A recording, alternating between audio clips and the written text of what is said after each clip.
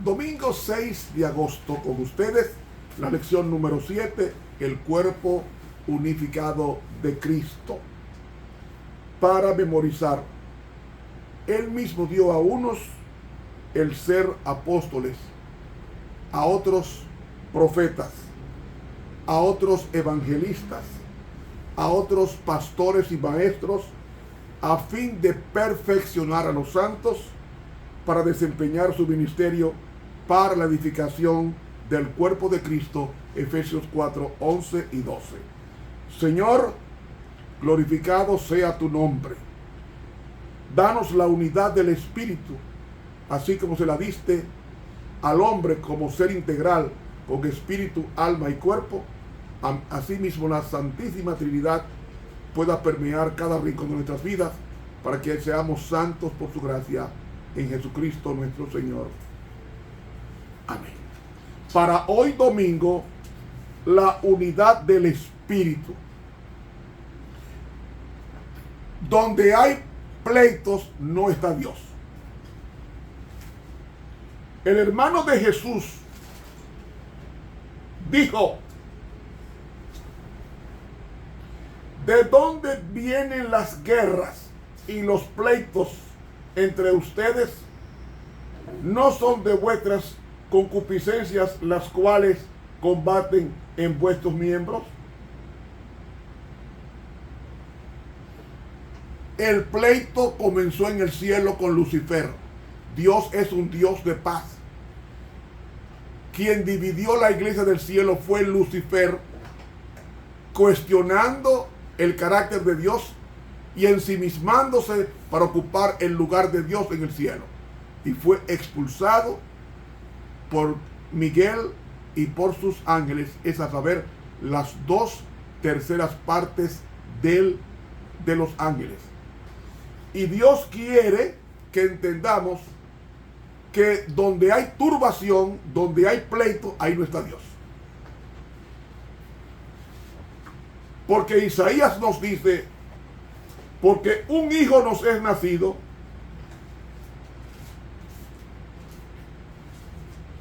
porque un niño nos es nacido, hijo nos es dado, y el principado sobre su hombro, llamaráse su nombre admirable, consejero, Dios fuerte, Padre eterno, príncipe de paz. Y Jesús, cuando comenzó su sermón, en Mateo capítulo 5, capítulo 6 y capítulo 7, el sermón de la montaña, Él dijo: bienaventurados los pacificadores, versículo 9, porque ellos serán llamados hijos de Dios. Los hijos de Dios no son chismosos. Los hijos de Dios no son petulantes. Los hijos de Dios no son altivos. Los hijos de Dios buscan la conciliación.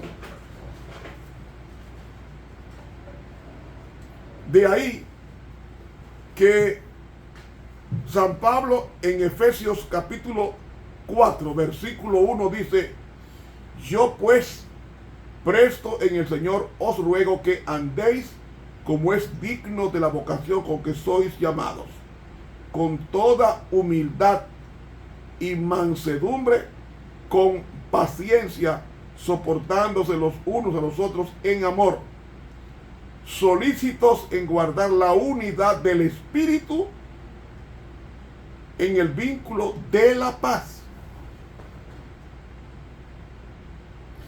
Yo estaba investigando en el original griego y la palabra que usa allí es la palabra enotes, y en vez de traducir como unidad, la mejor traducción es unanimidad.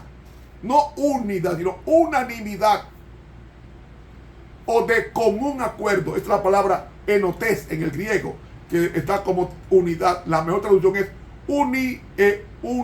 unanimidad. en mutuo consenso o consentimiento. ¿Qué tipo de unidad Dios quiere para la iglesia? Le voy a buscar, me voy al texto hebreo en Génesis capítulo 6. Deuteronomio capítulo 6 primero. Deuteronomio capítulo 6 y el versículo 4.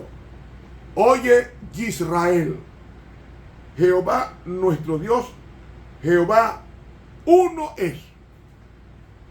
¿Cuántas personas hay en el cielo? 3. Dios Padre, Dios Hijo y Dios Espíritu Santo. Entonces, ¿por qué me dice la Shema hebrea que Jehová es uno? Lo que pasa es que está usando un vocablo, en uno es el vocablo Ejad. ¿Y qué significa Ejad? Vaya conmigo a Génesis 2. Génesis 2, versículo 24. ¿Cómo dice? Por tanto, dejará el hombre a su padre y a su madre, y se allegará a su mujer, y los dos serán una sola carne. La palabra una es la misma palabra de Deuteronomio 6:4, que es Ejad. Ahora, ¿qué significa Ejad? Yo pregunto, ¿Adán y Eva son 2 personas? Sí. ¿Y por qué son una carne? Por la unicidad, por la compatibilidad, por la armonía, por la unanimidad. O sea, son una carne siendo 2 personas porque están unidas en un propósito, en un fin, en un criterio. Entonces, ese es el vínculo que está mencionando Jesucristo y también el apóstol Pablo. ¿Qué nos dice el apóstol Pablo? Solícitos en guardar la unidad del Espíritu en el vínculo de la paz. ¿Qué significa eso? No puede haber paz donde prevalezca el pecado. Hacerle la guerra al pecado, no al pecador. Entonces,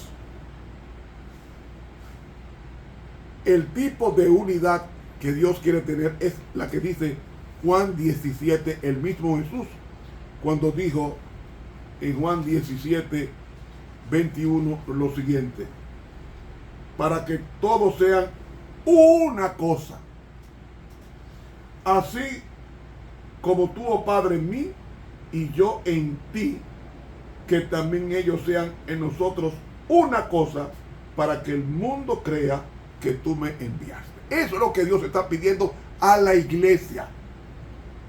Así como Cristo no hizo nada sin consultar al Padre, así como Cristo se atrevió a decir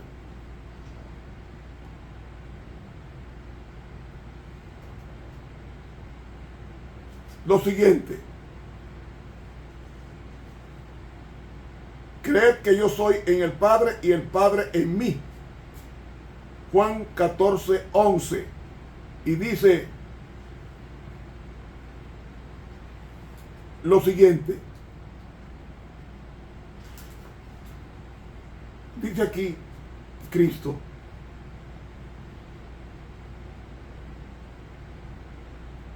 lo siguiente: la paz os dejo, mi paz os doy, no como el mundo la da, yo os la doy. No se turbe vuestro corazón, ni tenga miedo. Y ahí dice el versículo 23: el que me ama, mi palabra guardará, y mi Padre le amará, y vendremos a él y haremos con él morada. Y en el versículo 21 dice: el que tiene mis mandamientos y los guarda, aquel es el que me ama, y el que me ama será amado de mi Padre, y yo lo amaré y me manifestaré a él. Hermanos, cuando nosotros amamos como Jesús amó, cuando nosotros estamos entregados como Jesús estuvo entregado, Jesús no hizo nada. Nunca hizo nada sin consultar al Padre. Jesús nunca hizo nada divorciado del Padre. Todo lo que Jesús hacía era lo que el Padre le decía. ¿Por qué? Porque había unidad.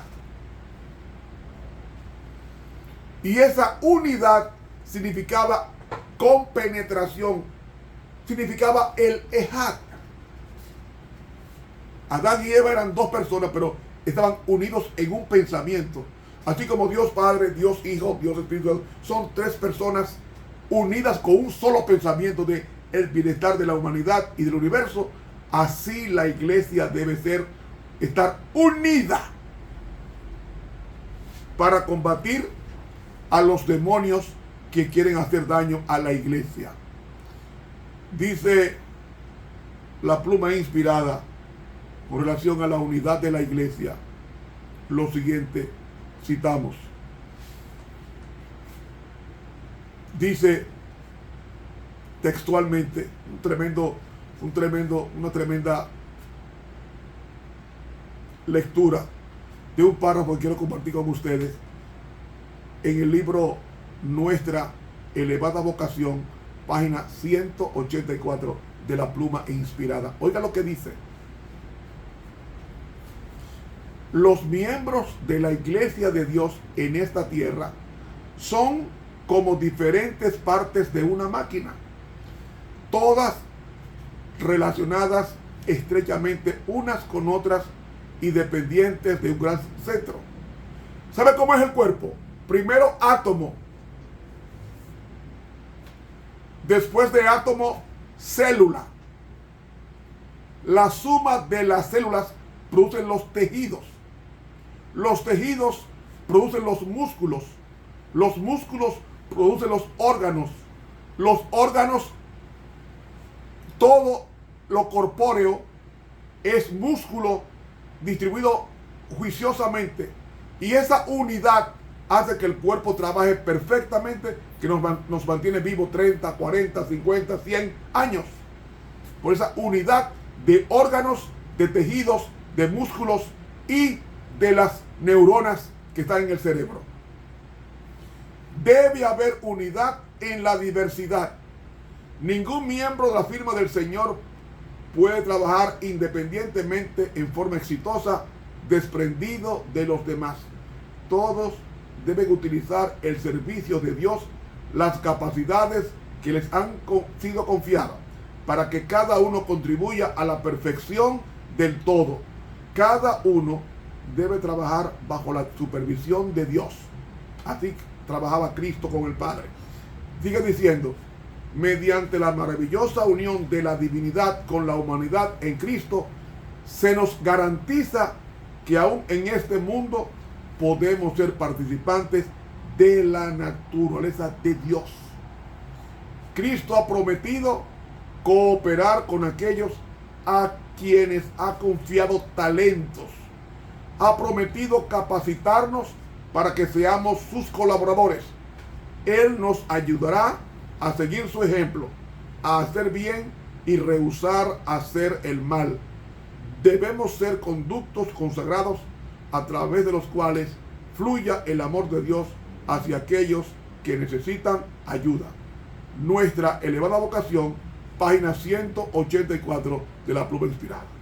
Y dice el libro, a fin de conocerle, página 322, todos formamos parte de la gran tela de la humanidad. Somos un hilo tejido junto a otros hilos para constituir la tela como un todo completo. Entonces ella exhorta, sed hilos de Dios para realizar sus designios. A fin de conocerle, página 392 de la pluma inspirada. Y dos líneas del libro Palabras de Vida, página 47, dice la mensajera, no puede haber crecimiento o fructificación en la vida que se centraliza en el yo. Hablad del amor de Cristo, de su bondad y cumplir con todo deber que se presente. Esto es unidad. Hermanos, busquemos la unidad. Silenciemos las críticas a los demás. Hablemos más de Jesús y habrá grandes cambios en nuestras vidas. Que Dios nos bendiga. Para mañana lunes, unidos en el único. Suscríbase a este canal de YouTube Ramón Romero. Dele clic a la campanita e invite a otros. Un feliz día.